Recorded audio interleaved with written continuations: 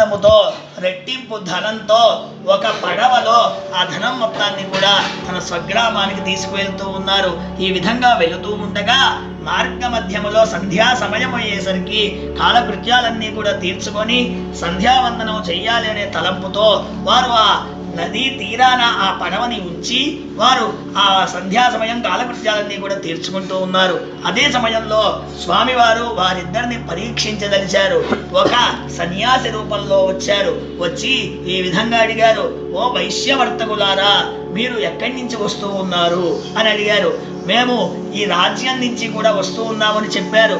ఈ విధంగా చెప్పగానే ఆ పడవలో ఏమి ఉన్నాయి, పైన పట్టా వేసి ఉన్నది, లోపల బాగా బరువు ఉన్నట్లుగా కనిపిస్తూ ఉన్నది, సగం వరకు నీళ్లలో మునిగి ఉన్నది, కావున ఆ పడవలో ఏముందో మాకు చెప్పవలసిందని అడిగారు. వారు ఎంతో అనుమానించిన వారి, సన్యాసి రూపంలో ఉన్న దొంగలాగా ఉన్నాడు అని భావించిన వాళ్ళి ఆ పడవలో ఏమీ లేదు, చెత్త చెదారం ఆకులు అలములు మాత్రమే ఉన్నాయి అని సమాధానం చెప్పారు. వెంటనే ఆ మహావిష్ణువు, ఆ సన్యాసి రూపంలో ఉన్నటువంటి మహావిష్ణువు తథాస్తు అని అక్కడి నుంచి వెళ్ళి ఒక చెట్టు కింద కూర్చొని ధ్యానం చేసుకుంటూ ఉన్నారు. కొంత సమయం తర్వాత కాలకృత్యాలన్నీ కూడా తీర్చుకున్న వాళ్ళై ఆ వైశ్యవర్తకుడు అల్లుడు ఇద్దరు కూడా తన పడవ వంక చూశారు. ఆ పడవ మొత్తం కూడా ఎంతో బరువుగా సగం వరకు మునిగి ఉండవలసిన పడవ కూడా తేలుతూ కనిపించింది. ఆ తేలుతూ ఉన్నటువంటి పడవ దగ్గరికి వెళ్ళి పరుగున వెళ్ళారు. పైన ఉన్న పరద తీసి చూశారు. లోపల మొత్తం కూడా చెత్త చెదారం ఆకులు అలవలు ఉన్నాయి. వెంటనే నిర్ఘాంతపోయిన వారై మూర్ఛపోయారు.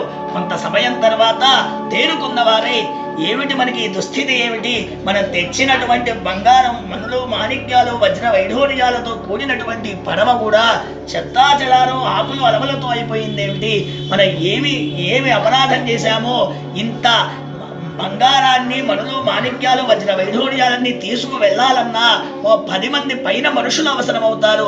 ఇక్కడ చూస్తే నదీ తీరాన ఎవరూ కనిపించట్లేదు, ఎవరు తీసుకు వెళ్ళడం కూడా అసాధ్యం. కావున ఎవరి పని చేస్తుంటారు అని ఆలోచించిన వాళ్ళకి జ్ఞాపకం వచ్చింది. ఒక సన్యాసి వచ్చి పడవలో ఏమున్నాయని అడగగానే అవహేళన చేస్తూ అపహాస్యం చేస్తూ ఆ సన్యాసిని వెక్కిరిస్తూ మనం సమాధానం చెప్పాము.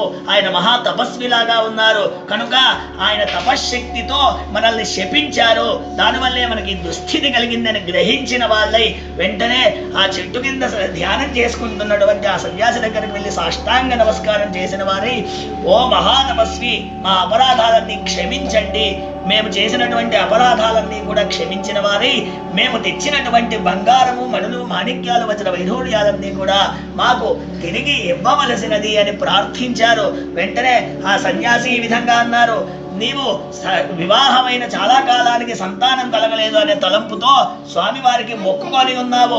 సత్యవ్రతాన్ని ఆచరిస్తే సత్సంతానం కలుగుతుంది, కలగాలి అని మొక్కుకొని ఉన్నావు. ఆ మొక్కుని తీరగానే సత్సంతానం కలగగానే స్వామివారిని మర్చిపోయావు, స్వామివారి యొక్క వ్రతాన్ని ఆచరించలేదు. కనుక నీ కుమార్తె యొక్క వివాహం నాడైనా నువ్వు చేస్తావని చూశారు, కానీ ఆ సమయం కూడా నీవు సత్యవ్రతాన్ని ఆచరించలేదు. కావున నీకు దుస్థితి, నీకు విఘ్నాలన్నీ కూడా కలుగుతూ ఉన్నాయి. కావున నీవు సత్యవ్రతాన్ని ఆచరించినట్లయితే నీవు సమస్త సుఖాలన్నీ కూడా నువ్వు పొందుతావని చెప్పి ఆ సన్యాసి రూపంలో ఉన్నటువంటి మహావిష్ణు అంతర్ధానమయ్యారు. ఈ విధంగా ఉండగా వారి తప్పులన్నీ కూడా తెలుసుకున్న వారై స్వామివారికి సాష్టాంగ నమస్కారం చేశారు. వెంటనే ఆ పడవలో ఉన్నటువంటి వజ్ర వైఢూర్యాలు మనులు మాణిక్యాలన్నీ కూడా యథాస్థానంగా ఎలాగైతే ఉన్నాయో అలా వచ్చేశాయి. స్వామివారి యొక్క అనుగ్రహం చేత వారిద్దరు కూడా ఎంతో సంతోషించిన వారై తన స్వగ్రామానికి ఇద్దరు కూడా బయలుదేరారు. ఇలా ఉండగా తన స్వగ్రామానికి చాలా దగ్గరగా వచ్చేశారు. ఈ వార్తని తన ఇంటికి తెలియజెప్పాలి అనే తలంపుతో ఒక వర్తకుడిని పంపించారు. మేము వస్తున్నాము అన్న వార్తని నీవు మా ఇంటికి చేరవేయి అని చెప్పారు. ఈ విధంగా ఉండగా ఆ వర్తకుడు వారి ఇంటికి వెళ్ళారు. వెళ్ళి నీ భర్త అయినటువంటి భర్త వైశ్యవర్తకుడు అలాగే మీ అల్లుడు గారిద్దరు కూడా వస్తూ ఉన్నారు, దగ్గరికి వచ్చేశారు అని చెప్పారు. అదే సమయంలో లీలావతి కళావతి ఇద్దరు కూడా స్వామివారి యొక్క వ్రతాన్ని ఆచరిస్తూ ఉన్నారు. ఆ వ్రతం చివరికి వచ్చేసింది. లీలావతి విధంగా చెప్పింది, నేను నదీ తీరానికి వెళ్ళి నా భర్తని అలాగే అల్లుడు గారిని ఇద్దరిని కూడా నేను తీసుకొని వస్తాను, నీవు కూడా తొందరగా పూజ పూర్తి చేసి స్వామివారి యొక్క ప్రసాదాన్ని స్వీకరించి నీవు నదీ తీరానికి రావాల్సిందిగా అని చెప్పేసి వెంటనే పరుగున నదీ తీరానికి వెళ్ళింది.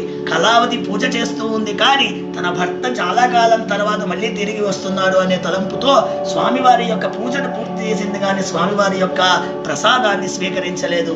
ప్రసాదాన్ని స్వీకరించకుండా పరుగున నదీ తీరానికి వెళ్ళింది. స్వామివారికి వెంటనే ఆగ్రహం వచ్చింది. వెంటనే అప్పటికే నదీ తీరానికి వచ్చినటువంటి పడవ, ఆ పడవలో మనులు మాణిక్యాలు వజ్ర వైఢూర్యాలతో ఉన్నటువంటి వైశ్యవర్తకుడు అతని అల్లుడు ఇద్దరు కూడా ఒకే సమయంలో ఆ నదిలో మునిగిపోయారు, పడవతో సహా. అక్కడ ఉన్నటువంటి నదీ తీరంలో ఉన్నటువంటి వాళ్ళందరూ కూడా ఆశ్చర్యపోయారు. నదీ తీరంలో అసలు లోతే ఉండదు, అటువంటి ఆ నదీ తీరంలో ఇంత పెద్ద పడవ మునిగిపోవడం ఏంటి, వారిద్దరు కూడా గల్లంతవడం ఏంటి, ఎవరు కూడా కనిపించట్లేదు. ఆ మడులు మాణిక్యాలు వజ్ర వైఢూర్యాలు ఏమీ కూడా వాళ్ళందరికీ కనిపించట్లేదు. వారందరూ కూడా గజ ఈతగాళ్ళందరూ కూడా వెతకడం ప్రారంభించారు వారిద్దరి కోసం. ఈ విధంగా ఉండగా అప్పటికే ఆ నదీ తీరానికి వచ్చినటువంటి లీలావతి ఎంతో బాధపడుతూ, చింతిస్తూ, బాధపడుతూ, ఏడుస్తూ ఉంది. అదే సమయానికి కళావతి కూడా వచ్చి ఎంతో ఏడుస్తూ ఉంది. ఓ దేవాదిదేవా, నీ వ్రతాన్ని మేమంతా పూర్తి చేశాము, మేము మొక్కుకున్నటువంటి విధంగానే మేము వ్రతం మొత్తం భక్తి శ్రద్ధలతో పూర్తి చేశాము, మా అపరాధం ఏంటో మాకు తెలియట్లేదు, ఎందుకు ఇలా జరిగింది, మా అపరాధం మాకు తెలుపండి. దేవాది దేవతలకే వారి బుద్ధి వల్ల నీ యొక్క మాయ చేత ఏమేమి అపరాధాలు చేస్తున్నారో వాళ్ళకి తెలియదు. మేము మానవులము, మాకు చాలా బుద్ధి తక్కువగా ఉంటుంది, మేమేమి అపరాధాలు చేస్తామో మాకే తెలియదు. కనుక మేము చేసిన అపరాధాలన్నీ మాకు తెలియజెప్పి నా భర్తని అలాగే మా నాన్నగారిని ఆ వజ్ర వైఢూర్యాలతో సహా మేము మాకు తిరిగి ఇవ్వవలసిందిగా అని ప్రార్థన చేసింది. ఈ విధంగా ఉండగా ఆకాశవాణి ఈ విధంగా చెప్పింది, స్వామివారి యొక్క వ్రతాన్ని ఆచరించారు కానీ స్వామివారి యొక్క ప్రసాదాన్ని స్వీకరించలేదు, దానివల్లే మీకు ఈ దుస్థితి కలిగింది అని చెప్పగానే పరుగున వెళ్ళి స్వామివారికి సాష్టాంగ నమస్కారం చేసి స్వామివారికి నమస్కారం చేసుకొని స్వామివారి యొక్క ప్రసాదాన్ని స్వీకరించి స్వామివారితో మొరపెట్టుకుంది, నా భర్తని అలాగే మా నాన్నగారిని ఆ వజ్ర వైఢూర్యాలన్నీ కూడా మాకు తిరిగి ఇప్పించవలసిందిగా కోరుకుంది. వెంటనే ఎలాగైతే నదీ తీరాన ఆ వైశ్యవర్తకుడు అల్లుడు వచ్చి ఉన్నారో అదే విధంగా వాళ్ళు ఏమీ తెలియని వారిలాగా వచ్చారు, ఆ వజ్ర వైఢూర్యాలతో సహా దిగారు. అక్కడ ఆ నదీ తీరంలో ఉన్నటువంటి వారందరూ కూడా ఆశ్చర్యపోయారు. స్వామివారి యొక్క మహిమ ఇలా ఉంటుందా అని అందరికీ కూడా తెలియచెప్పారు. ఈ విధంగా ఉండగా వారిద్దరు కూడా ప్రతి ఏకాదశికి పౌర్ణమికి కూడా స్వామివారిని వదిలిపెట్టకుండా స్వామివారి యొక్క వ్రతాన్ని ఆచరిస్తూ ఇహలోకంలో ఉన్నటువంటి సమస్త సుఖాలన్నీ కూడా పొందారు. తరువాత ఆ సత్య లోకానికి చేరుకున్నారు అని ఆ శౌనకాది మహర్షులందరికీ కూడా సూత మహాముని చెప్పాడు. ఇది చతుర్థ కథా సమాప్తః. జై శ్రీమద్రమారమణ గోవిందో హరి.